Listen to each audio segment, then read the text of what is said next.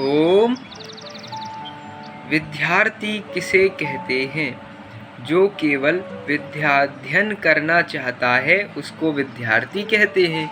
विद्यार्थी शब्द का अर्थ है विद्या का अर्थी, अर्थात केवल विद्या चाहने वाला। कौन सी विद्या? विद्याओं में श्रेष्ठ ब्रह्म विद्या, अध्यात्म विद्या। विद्या नाम विद्या का वास्तविक स्वरूप क्या है? कुछ भी जानना विद्या है। अनेक शास्त्रों का, कला कौशलों का, भाषाओं का आदि का ज्ञान विद्या है।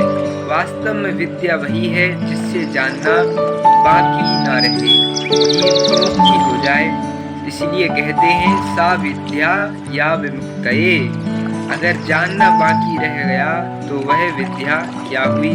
एक शब्द ब्रह्मा है जो वेद है, और एक परम ब्रह्म परमात्म तत्व है।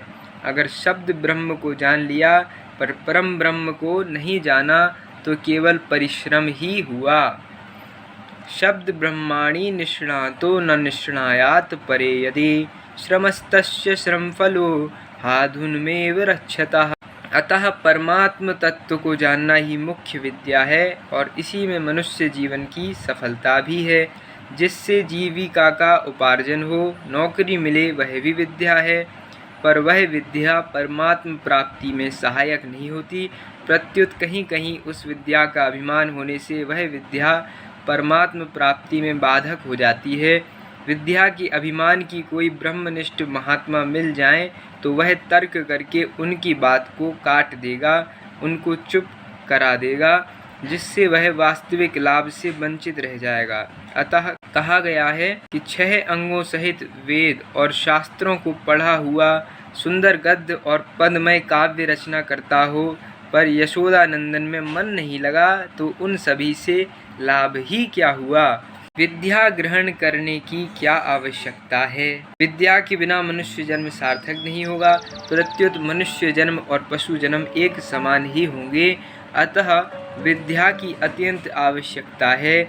वास्तव में ब्रह्म विद्या ही विद्या है, कारण कि ब्रह्म विद्या के प्राप्त होने पर कुछ भी प्राप्त करना बाकी नहीं रहता। परंतु इसका तात्पर्य यह नहीं है कि अन्य लौकिक विद्याएं नहीं पढ़नी चाहिए। अन्य विद्याएं भी पढ़नी चाहिए। अन्य भाषाओं, लिपियों आदि का ज्ञान संपादन करना आवश्यक है, उचित है, पर उनमें ही लिप्त रहना उचित नहीं है। क्योंकि उनमें ही लिप्त रहने से मनुष्य जन्म निरर्थक चला जाएगा। दूसरी बात, लौकिक विद्याओं को पढ़ने से मैं पढ़ा लिखा हूँ ऐसा एक अभिमान पैदा हो जाएगा, जिससे बंधन और भी दृढ़ होता चला जाएगा।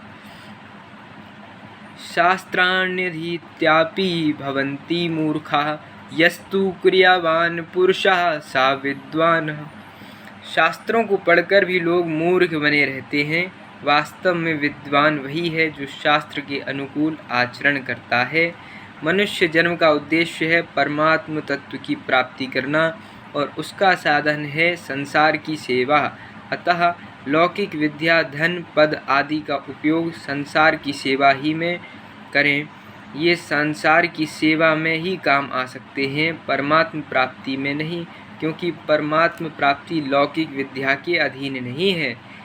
हाँ, निस्वार्थ भाव से संसार की सेवा करने पर लौकिक विद्या परमात्म प्राप्ति में सहायक हो सकती है। जिसके पास लौकिक विद्या आदि हैं, उसी पर संसार की सेवा करने की जिम्मेदारी भी होती है। माल पर ही ज़कात लगती है और इनकम पर ही टैक्स लगता है। माल नहीं हो तो ज़कात किस बात की, इनकम नहीं हो तो टैक्स किस बात का। लौकिक विद्या, धन, पद आदि को लेकर संसार में मनुष्य की जो प्रशंसा होती है वह एक तरह से मनुष्य की निंदा ही है। तात्पर्य है कि महिमा तो लौकिक विद्या आदि की हुई, खुद की तो निंदा ही हुई। अतः जो लौकिक विद्या आदि से अपने को बड़ा मानता है वह वास्तव में अपने को छोटा ही बनाता है। प्राचीन और आधुनिक विद्या में क्या अंतर है? प्राचीन अर्थात आध्यात्मिक विद्या अपनी को और दूसरों को शांति देने वाली है। उससे अशांति, कलह, अभाव आदि मिट जाते हैं। परंतु आजकल की लौकिक विद्या केवल बाहर काम आने वाली है, अपने को और दूसरों को शांति देने वाली नहीं है। इससे अशांति, आपस का कलह बढ़ता है। जैसे धन आने से तृष्णा, धन का अभाव अधिक बढ़ता है, ऐसे ही आधुनिक विद्या सीखने से अभाव बढ़ता है। आजकल तरह तरह के आविष्कार होने पर भी शांति नहीं मिल रही है, क्योंकि उनमें परवशता है, स्वतंत्रता नहीं। अर्थात मनुष्य को उनके परवश होना पड़ता है, परंतु प्राचीन विद्या से मनुष्य को परवश नहीं होना पड़ता और उसको स्वयं का बोध हो जाता है। प्राचीन विद्या मनुष्य को परमात्मा के सम्मुख कराती है और आधुनिक विद्या मनुष्य को नाशवान के सम्मुख कराती है, नाशवान को ही महत्व देती है। आधुनिक विद्या व्यवहार में काम आती है, अतः इसको व्यवहार की जगह ही महत्व देना चाहिए। इसको सर्वोपरि महत्व देना ही गलत है। वास्तव में विद्या वही है जो मनुष्य का कल्याण करते। सह विद्या या विमुक्तये, मनुष्य को उन्नत करने वाली बातें। उत्साही, अदीर्घ सूत्री अर्थात आलस्य रहित, क्रिया की विधि को जानने वाले, व्यसनों से दूर रहने वाले, सूर, कृतज्ञ तथा स्थिर मित्रता वाले मनुष्य को सिद्धि स्वयं अपने निवास के लिए ढूंढ ही लेती है।